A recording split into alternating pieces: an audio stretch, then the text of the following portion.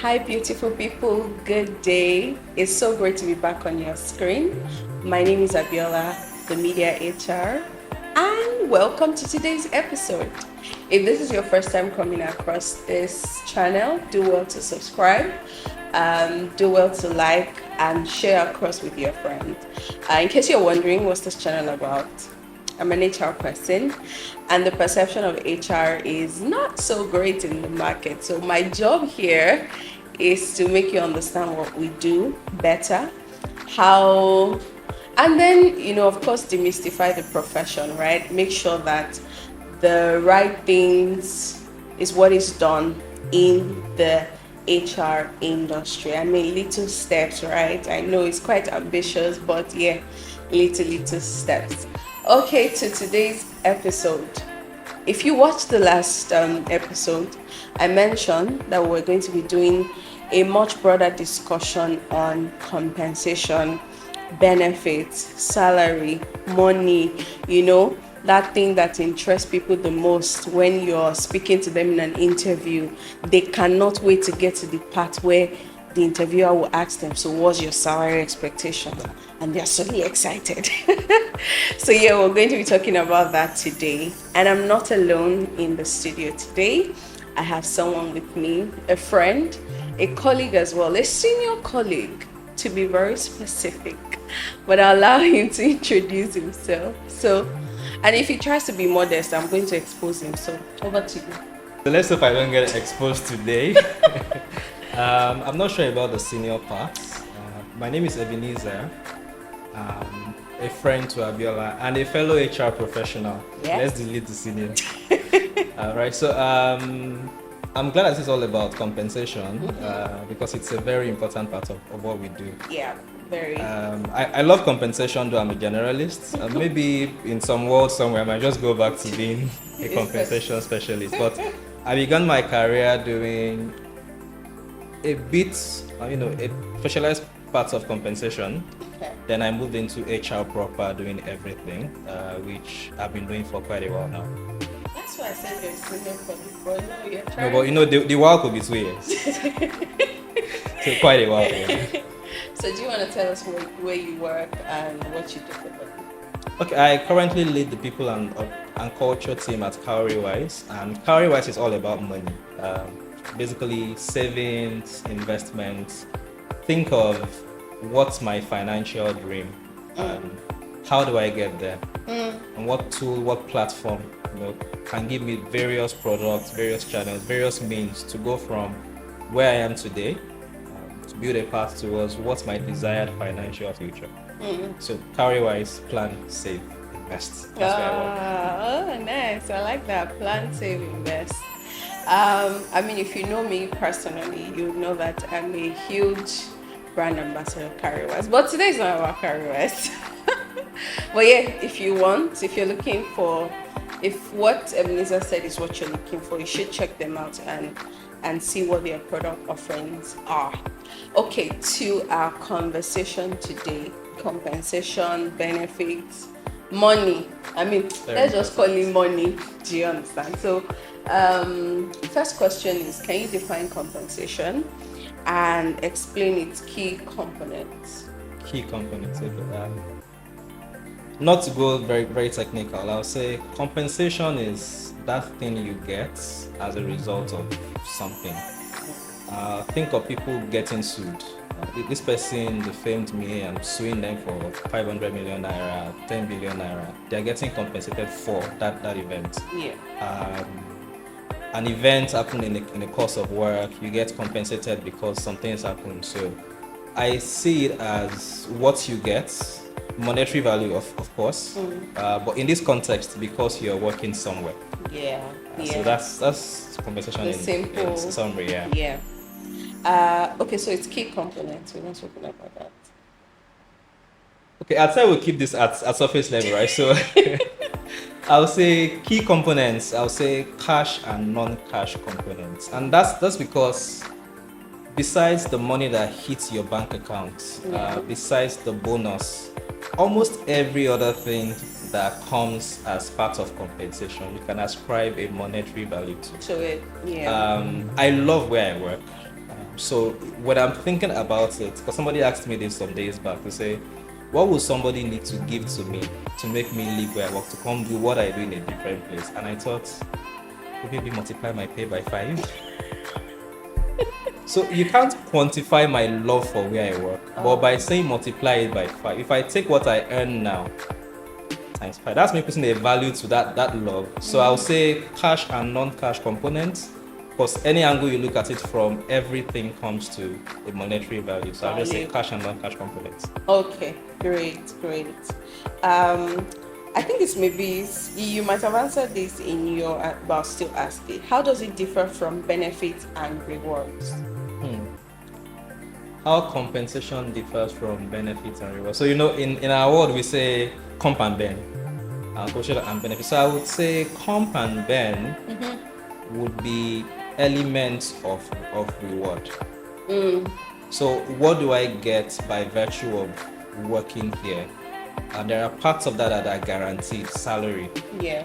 You must give this to me every 2 weeks, every 1 month. Yeah. There are parts that you might say, hey, this depends on your performance. Yeah. There are parts that you might say, these are benefits that everybody that works here gets. So because you work here, you get this. So I would see it as rewards. Then there is compensation, which is tied to you working there and maybe the value that you bring. Then there is benefit, which is tied to, we value our people, so we do this, for them. We give this to them. Yeah. I really like how you've broken it down. That just, simplifies, because, in HR, we have so many lingo and people always seem lost sometimes when we're saying... Even I get lost sometimes, actually. You see? It's very easy to get lost in Yeah. these things. So sometimes you're just saying, all of this, you hear total rewards and all of that and all of that. Which brings me to my next question. What is the difference between salary and total compensation? Or is there even a difference at all? Salary and total compensation. Yes, and I think I inferred the difference when I was speaking earlier to my love for where I work, and now I put a value. So salary is that guaranteed fixed part of compensation. Whether, there's this thing they say in Yoruba, which translates into whether the master makes money or not, the worker must get their pay. Their pay. So that's a salary, basically. Whether your company makes money or not, your salary must be paid. Yeah, so that's the salary part of it. So total reward now, it's now talking about what do I get because I am part of this organization. Yes, so it could be from the sense of value to that feeling of the work I do here matters. I'm impacting lives by virtue of the work I do. That's part of the reward you get. That good feeling.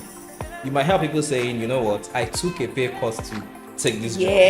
Yeah. So because being part of that, it could be the brand. Yeah. So being part of that brand means something that if I reduce my pay, the feeling I get from I'm part of this brand makes up for that. So total reward is everything you get beyond the cash, beyond the actual benefits, everything you get put together because you are part of that place. That's the total reward. Yeah. So Ebenezer is already sort of answering my next question in his answer, but so let me try to recoin or rephrase this question. Or you mean make it more difficult? But it's fine. Not really. So let's try to tie total compensation with employee satisfaction and retention. And I mean, you already mentioned it, right? Like some people take pay cuts to join a brand, and that's because they understand that's a value to them, right? Yeah. So that sort of takes care of it. But then let's look at in terms of retention, and this might help employers of labor to be able to understand how important it is not just to focus on monetary value, but to focus on like total rewards and try to look into that in their organization. So how would you tie it to employee retention in your own experience?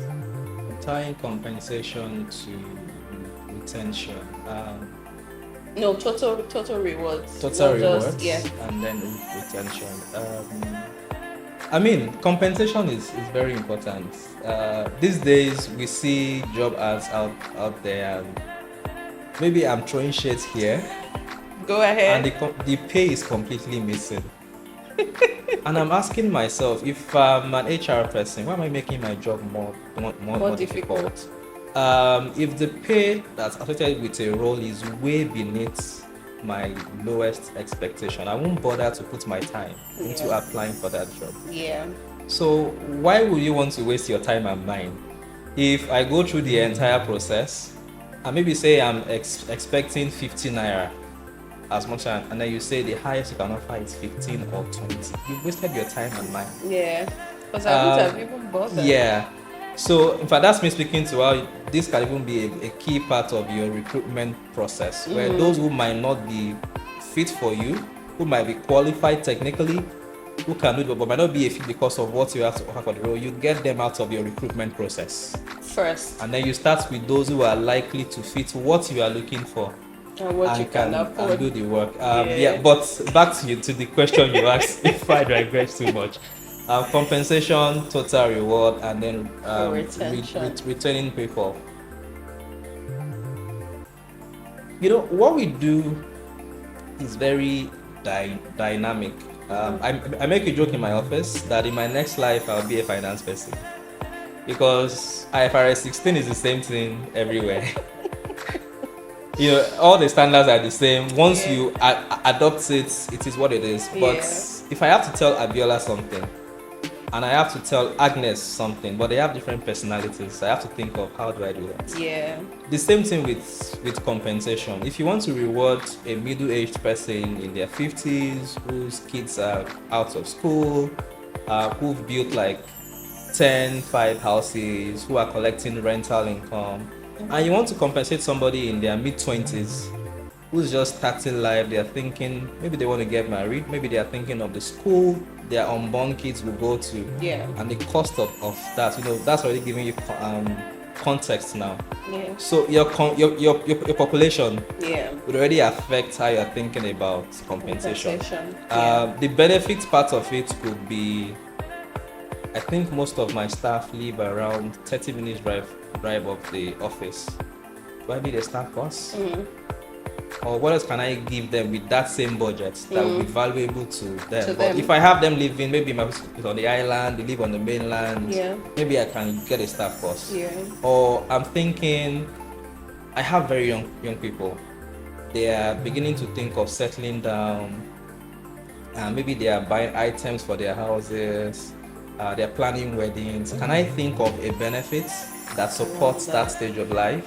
Or people are now in their late 20s, early 30s, they're having kids. What benefits, you know, would suit somebody in that state of life? Or it could be, I have people who are actively thinking about their fitness, and I have a whole lot of them. Can I give them maybe a gym membership that is paid for by the company? So it's just around how you can take that same budget and then you are looking at what does my population need. Also, what am I trying to achieve as a business? Because I mean, we have to tie these things to how it helps the company. So that's more around tying compensation to the total reward. So I know what comes to me month in, month out, whether I work or I don't work, and I know that the benefits offered here, they help my quality of life. They help what I'm aspiring to. That's contributing to how much I'm satisfied with working here. And that's you using the budgets, you know, for your people to achieve that. So from a total reward perspective, I'm thinking of the money I'm getting, salary, the benefits, I mean the bonus, all of those things. And I'm thinking of the extras that come with it. If they not even have the chance to do a job that they like, which is why I'm one of the advocates for, if somebody wants to do something and you can have them do it in the same place, by all means, if you can, give them the chance. They don't go elsewhere to go and do it. So I want to do HR, but my first role here is CX, and I get to do HR here. I'm connecting more with you. You gave me a chance to pursue that dream. So that in itself can be a reward to me. You don't even have to pay me more to do that HR. It's probably cost you more to hire somebody from outside who probably know HR more than I do. But I know you more than they do. So it's easier for me to pick up HR quickly, and then I'm applying my knowledge of our business, our culture, the way we do things here to do my HR while you're paying me less. But I feel fulfilled because I am doing what I like to do. So my compensation, my benefits, and the other things that are part of why I feel good to be here is why I'm going to stay. So that's why, again, I would even say for us HR people, it makes our job easy if we offer benefit that people can connect with. So it's difficult to separate them actually. Yeah. I would like to say something to HR people here, and to say that the world has quickly moved away from the traditional way of looking at benefits, right? Yeah. We've gotten to that point where if you've done right, benefits, compensation, this whole conversation around it can even go as much as transforming your company culture. Do you understand? Because to something you said now, if you have someone who wants to cross carpet within departments in your organization, you can afford to accommodate that. Don't look at, we should move away from all this policy where we're just stuck on the policy. If you can accommodate it, if the business if there's no adverse effect on the business, take that decision. And then you are invariably getting yourself an employee who would be retained for at least maybe another 2 years for them to settle into the role and all that. So it's that point where we need to understand that things have changed, and as HR people we need to get on board with the program of this age and time. This table I shaking. That's why I'm shaking, Abby. I know, but that's why we're here, because the truth has to be said. Yes. Right? I'll give us some kudos. I think many of us HR people have transformed from being the police, being the high and mighty. The way I say it is, we're here to serve the business, and we serve the business by serving the people. So we should see our policies, our processes as tools to serve the business. And our tools should not limit us. Instead, we should be flexible in how we can apply those tools. Even when we're talking about compensation, it's a tool. True. So how do we apply those tools to attract people, to retain them, to develop them, and bring value to the business, as against the policy does not allow this, and that's it. Policy is just a document, so it's not a human being. Do you understand? Okay, so before we digress to something else, next question is, very quickly, what advice would you give to someone at the stage of negotiating their salary, either for a new role or say during a performance review? So negotiating salary for a new role and then performance review. Maybe I should take the second part first, right? Okay. If you have to negotiate pay as part of performance review, maybe you're not in the right place. And the logic to that for me is, you're supposed to be recognizing performance and rewarding it as a way to motivate people.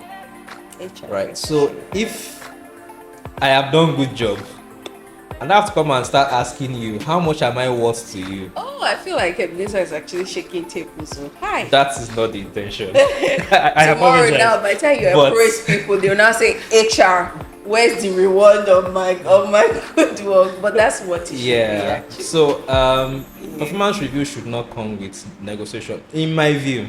If you've done well, there should be a process in line with the company structure to reward that performance. And I agree. Because if you have to negotiate, it means that I can perform at level 4 and somebody who's at level 5 out of 5. If I can negotiate better, I will get more, which isn't right.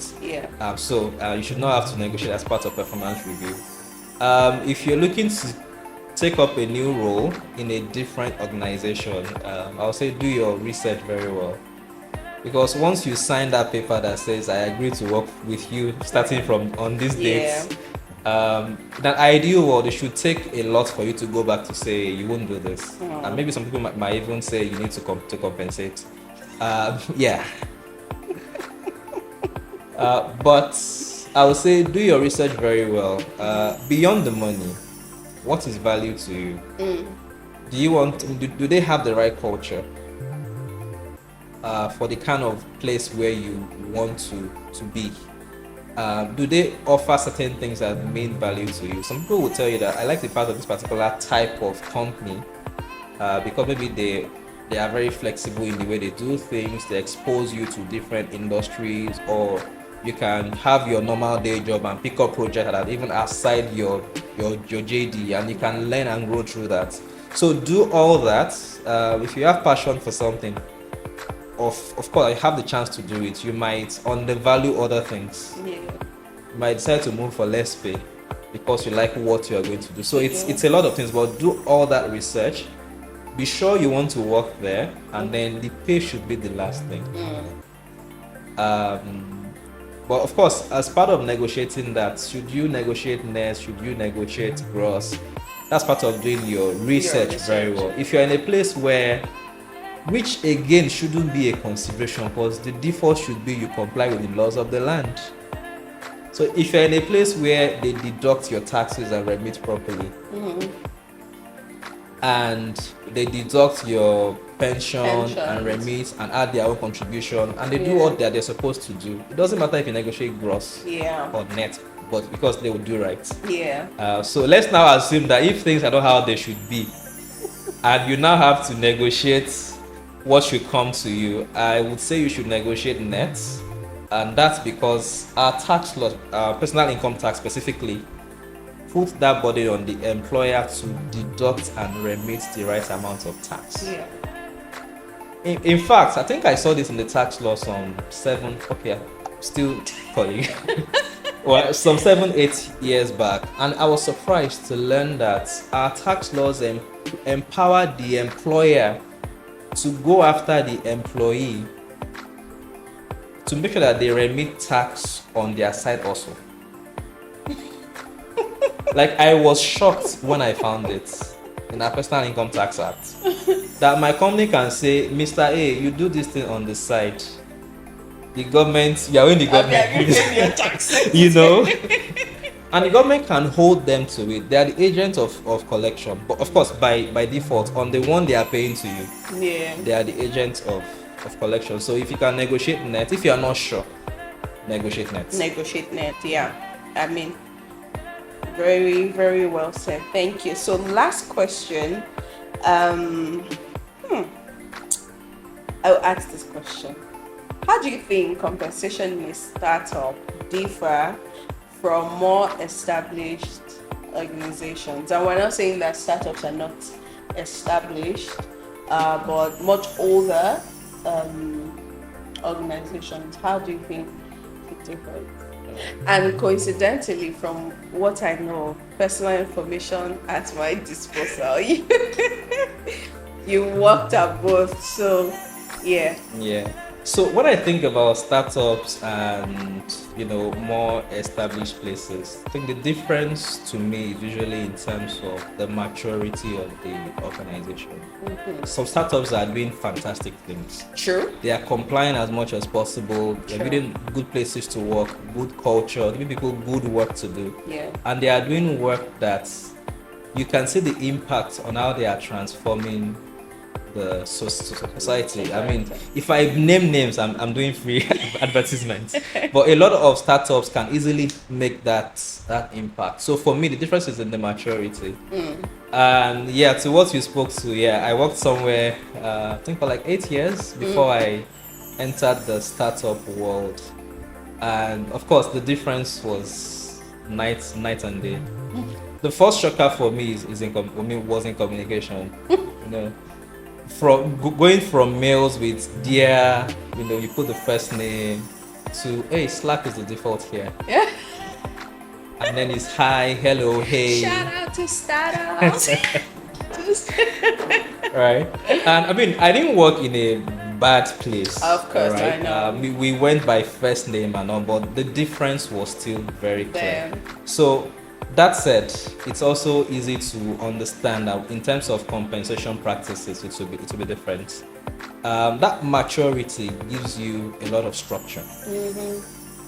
So if you have very established pay brackets or pay bands, if you're at this grade, you can earn between this and this. It's less flexible. But you are in a 5-10 man startup and you have this very great guy who's doing the work of 5 people. The CEO can easily justify why this person should earn times 3 of the other people. Yeah. But in a more mature place, you don't have that freedom. Flexibility. You work. In fact, people like us, HR will tell you, if an HR is fighting for them, this is our structure. The highest is between this and this for this grade. Yeah. Are you ready to promote them? Yeah. Are they at that level where you can promote them to the next level, based on their competence and the requirements? If the answer is no, I'm sorry, they can't earn above this. So it's easier. So the flexibility it's very much available in the startup space, unlike the more mature places. So, and you can easily offer some benefits. I remember discussing an offer with somebody, and it was of a proper senior HR person. And it was easy for them to say, oh, this company can give these benefits because they are still young. 40, 50, 60, 70 people compared to 1,000. If you tell me that you want to pay for gym membership for everybody in a 5,000 man business, I'll be like, okay. And then you are also more likely to have different generations. Yeah. Somebody will tell you, why am I going to fight metal? There are no battles in this life, right? What am I training for? You're more likely to have that similarity. Maybe you have 2 or 3 generations in a 50 or 100 man startup. So you can be flexible and you can have less headache around certain things. But the difference to me is just that maturity. Okay, thank you so much. That's all the questions that I have for you. But yeah, you made it true. But then, of course, do you have any final thoughts? I think we've done a bit of extensive conversation around this. But just maybe 1 or 2 final thoughts or final words from you to everyone that's watching.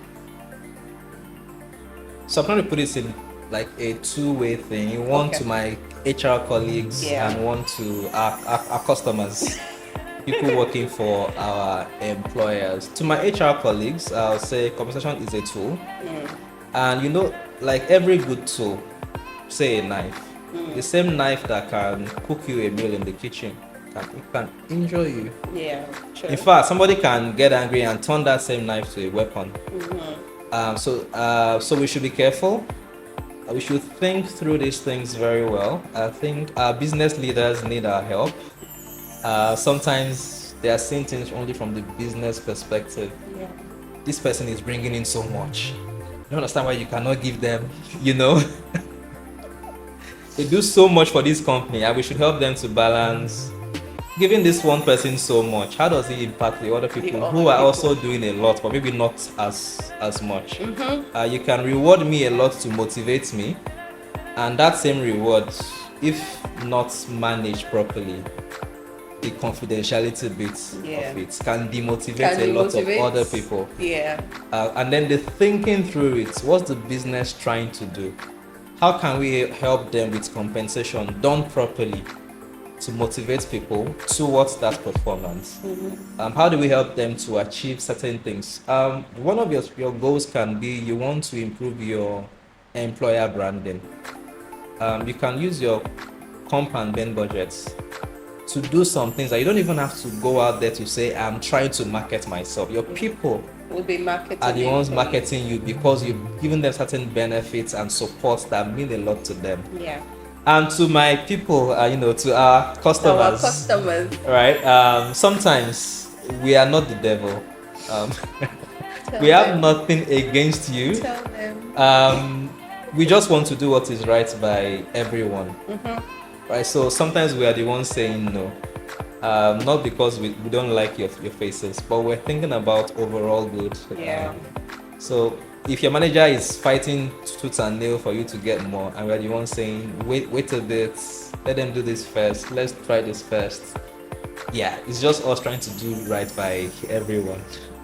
Thank you. I'll stop there. We're not detailed, but thank you so much, Ebenezer. It was a great conversation at this time, and I am very sure that people have learned something. I have learned something myself sitting on this other side. So I'm sure that this episode will definitely bring value to all of our listeners. I'd like to say thank you again. In the bio or in the description, if you don't mind, just leave your LinkedIn profile. That's fine. So if you want to connect with Ebenezer to ask him questions, I don't know if he's going to charge you or if he's going to do it free. I don't know that, but then because he's a money man, but then we'll leave that there, so you can connect with him on LinkedIn, and just in case you have further questions and further thoughts. That said, do not forget to leave a comment, to like, to share. It would be great to hear your thoughts as well. What has been your experience around compensation and benefits? To our fellow HR colleagues, it would be great to hear your 2 cents on how you navigate this part of your function in your organization. And that brings us to the end of this episode. Until next time, adios from here. Thank you.